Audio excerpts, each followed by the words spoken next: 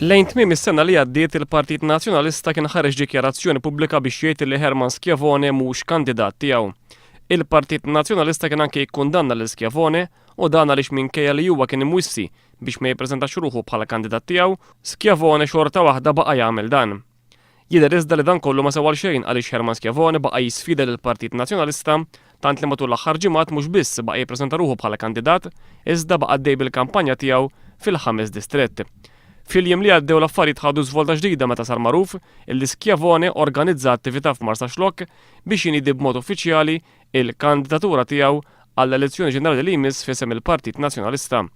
Sorsi li tkellmu ma' News qalu li Schiavone ħadan il-pass mingħajr l-approvazzjoni tad-Dar Ċentrali, iżda l-Partit Nazzjonalista baqa' sieket quddiem din l-isfida ta' Schiavone. L-istess sorsi qalu illi l-Partit Nazzjonalista qed jidher dgħajjef ħafna fil-konfront ta' Schiavone illi qed jitħalla jagħmel li jrid minkejja li l-istess Partit Nazzjonalista ilu 4 xhur illi ħa pożizzjoni ċara kontra il-kandidatura tiegħu.